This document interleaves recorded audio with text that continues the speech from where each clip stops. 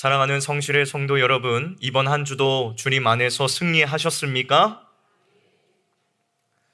매주 이렇게 여쭤보는데 아멘 소리가 작으면 저는 심히 염려가 돼요. 승리를 하지 못하신 삶을 사셨을까요? 다시 한번요. 사랑하는 성실의 성도 여러분, 이번 한 주도 주님 안에서 승리하는 삶을 사셨습니까? 네, 좋습니다. 오늘도 우리가 주의 말씀을 나누면서 어떻게 우리가 이 승리를 삶 가운데서 누리며 살아갈지를 같이 고민하는 시간이 되기를 원합니다. 오늘 말씀의 제목은 무엇일까요? 잎사귀와 열매라는 제목으로 말씀을 한번 나누어 보도록 하겠습니다. 여러분, 우리가 성경을 읽다 보면 때로는 선뜻 이해되지 않거나 고개를 갸우뚱하게 만드는 장면들을 마주할 때가 있습니다. 오늘 우리가 함께 읽은 본문이 바로 그런 구절들 중에 하나이지요. 여러분, 우리가 아는 예수님은 어떤 분이십니까? 상한 갈대를 꺾지 아니하시고 꺼져가는 등불을 끄지 아니하시는 긍휼의 주님이십니다. 믿으십니까? 여러분들도 그렇게 고백하시나요? 네, 병든 자를 고치시고 세상에서 소외되고 약한 자들을 따뜻하게 품어주시는 한없이 자비롭고 부드러운 분이시지요. 그런데 오늘 본문에 등장하고 있는 이 예수님의 모습은 우리가 알던 그 따뜻한 사랑의 주님과는 사뭇 다르게 느껴집니다. 굉장히 낯설고 심지어는 충격적이기까지 하지요. 마태복음 21장 18절 이하의 말씀을 보면 예수님께서 아침 일찍 예루살렘 성으로 들어가실 때 시장하셨다라고 기록을 하고 있습니다. 마침 길가에 서 있는 한 무화과 나무를 보시고 다가가셨는데 그 나무에는 잎사귀만 무성할 뿐 먹을 만한 열매가 전혀 없었습니다. 그러자 예수님께서는 그 나무를 향해 이제부터 영원토록 내가 열매를 맺지 못하리라고 단호한 심판을 선언하십니다. 그리고 놀랍게도 주님의 말씀이 떨어지기가 무섭게 그 나무가 즉시 바짝 말라 죽어버리고 맙니다. 여러분, 농사를 지어보신 분들이나 집에서 작은 식물이라도 키워보신 분들은 잘 아실 것입니다. 열매를 맺을 때가 되지 않은 나무에게 억지로 열매를 내놓으라고 화를 내거나 심지어 그 나무를 베어버리는 농부는 세상에 있을까요? 없을까요? 없습니다. 더군다나 오늘 본문과 동일한 사건을 기록하고 있는 마가복음 11장 13절의 말씀을 보면 이때의 상황을 가리켜 이는 무화과의 때가 아님이라 라고 분명하게 기록하고 있습니다. 즉 아직 본격적으로 열매를 거둘 철이 아니었다는 것입니다. 여러분, 성급하게 열매를 바라는 농부는 없습니다. 때를 기다려주는 것이 자연의 순리이지요. 그렇다면 여러분, 도대체 왜 예수님께서는 열매를 맺을 때가 되지 않은 이 나무를 향해 이토록 무서운 심판을 내리셨을까요? 예수님이 단순히 배가 고프셔서 홧김에 나무에게 화를 내신 것일까요? 아니면 십자가의 죽음이라는 고난을 앞두고 심리적으로 지치셔서 감정을 조절하지 못하셔서 이러한 저주를 내리신 것일까요? 슈바이처 박사라고 잘 아시죠, 여러분? 슈바이처 박사가 예수님의 신성, 예수님의 하나님 되심을 인정하지 못했던 사람입니다. 그저 예수님을 하나의 역사적인 인물로만 봤던 사람이죠. 그는 이렇게 얘기를 했습니다. 예수님께서 십자가의 죽음을 앞두고 심리적으로 너무나도 지치셔서 감정을 조절하지 못해 이 무화과 나무를 저주하신 것이다 라고 얘기를 했습니다. 정말로 그랬던 것일까요?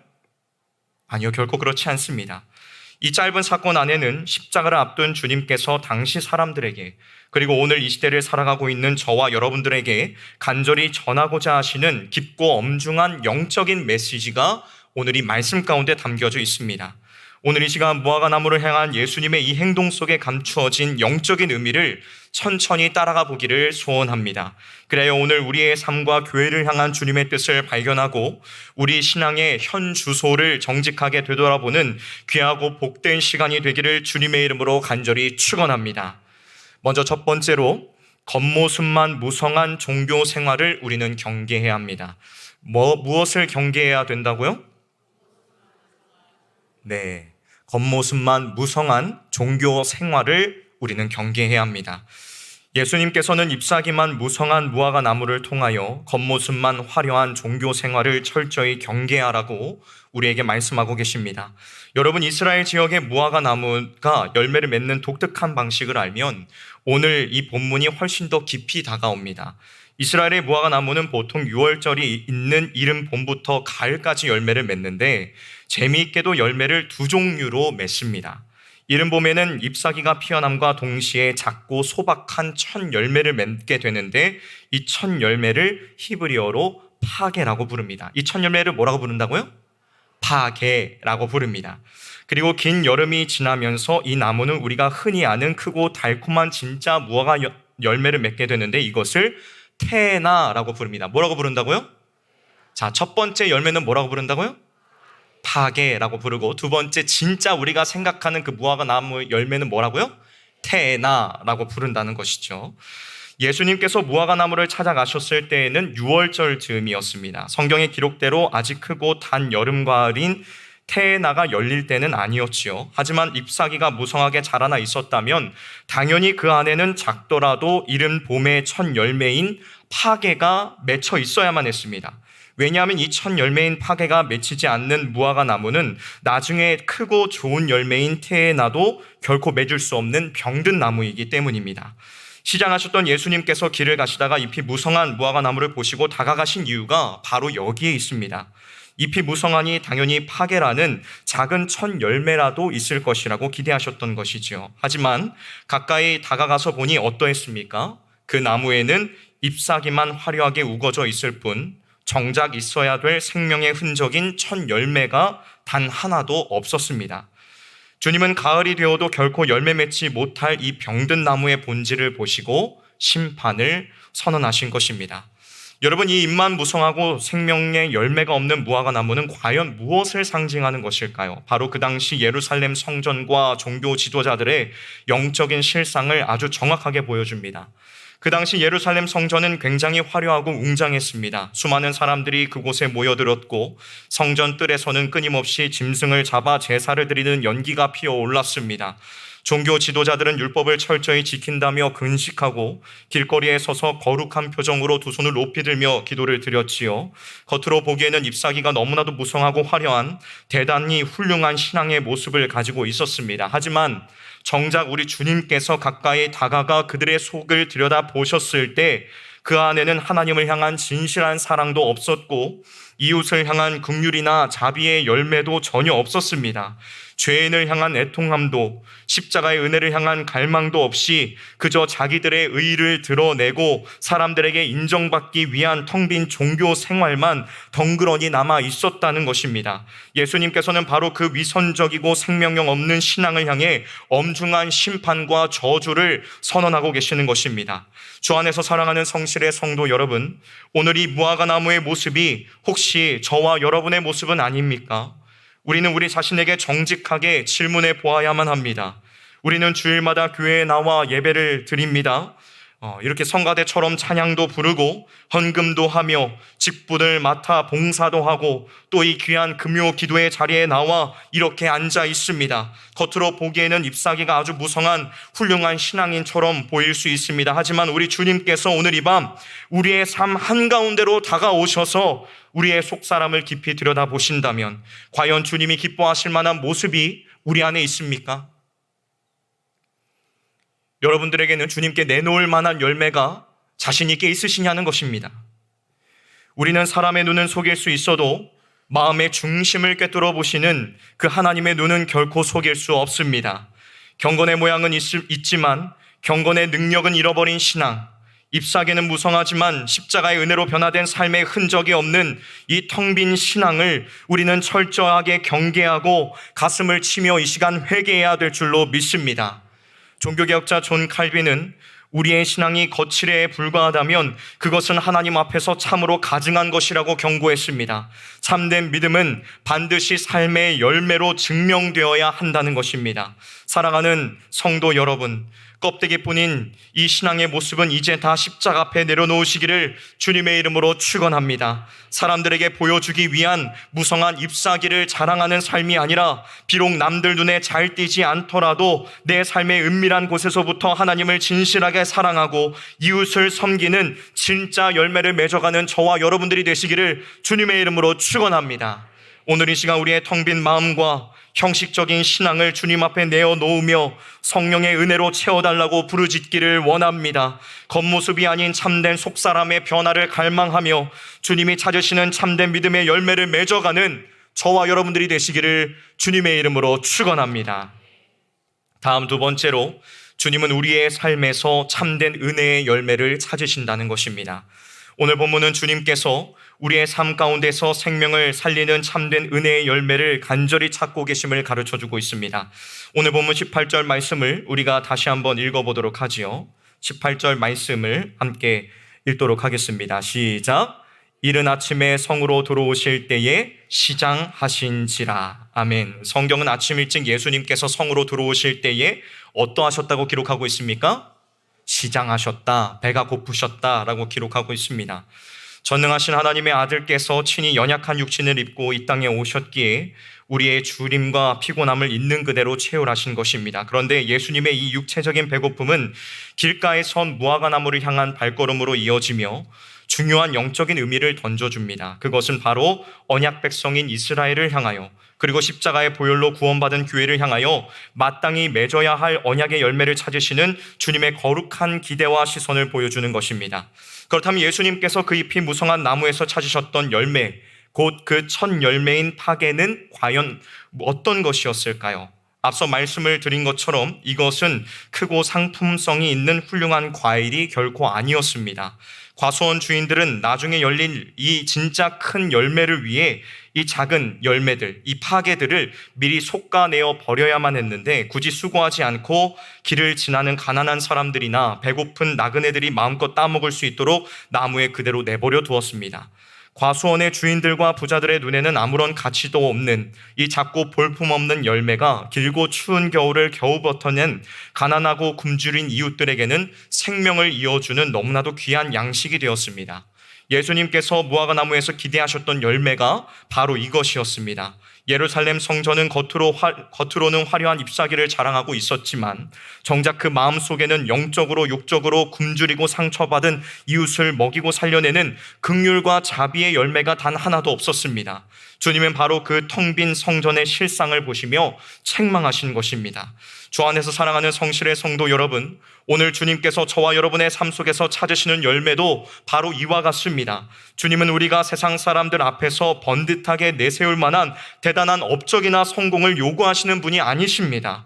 내 시간과 마음을 기꺼이 내어주어 지금 내 곁에서 영적으로 굶주려 눈물 짓고 있는 이 연약한 지체들을 따뜻하게 품어내는 그 긍휼과 사랑의 열매를 찾으신다는 것입니다. 비록 세상의 눈에는 작고 볼품없어 보일지라도 누군가의 얼어붙은 마음을 녹이고 생명을 살려내는 그 십자가의 은혜가 우리의 삶에 열려있기를 원하시는 것입니다. 오늘 이 밤 우리의 신앙을 깊이 돌아보며 엎드리기를 원합니다. 주님, 그동안 나는 내 이름과 내 의를 드러내는 화려한 잎사귀만 키우려고 했을 뿐 정작 내 곁에 지친 영혼들을 살려내는 작은 사랑의 열매 하나도 맺지 못했음을 회개합니다. 이렇게 우리의 연약함을 고백하는 이 시간이 되기를 주님의 이름으로 축원합니다. 그리고 십자가의 크신 사랑으로 우리의 메마른 심령을 적셔주셔서 내 가정과 직장과 우리 성실교회 안에서 상처받고 굶주린 영혼들을 따뜻하게 품어내고 살려내는 참된 생명의 열매를 맺게 해달라고 우리 함께 부르짖으십시다. 화려한 잎사귀를 자랑하는 이기적인 신앙에서 벗어나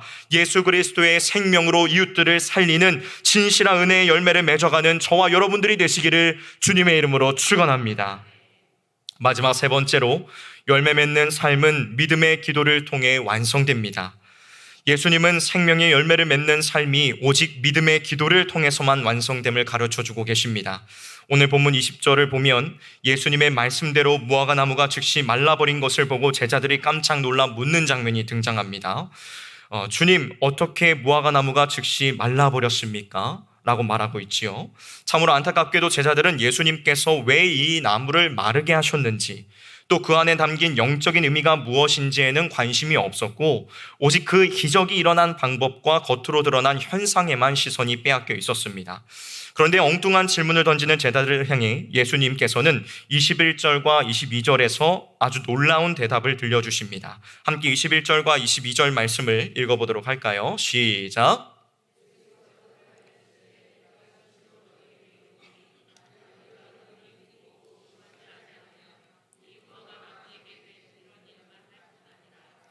이 산더러 들려 바다에 던져지라 하여도 될 것이요 너희가 기도할 때에 무엇이든지 믿고 구하는 것은 다 받으리라 할 것이라. 아멘.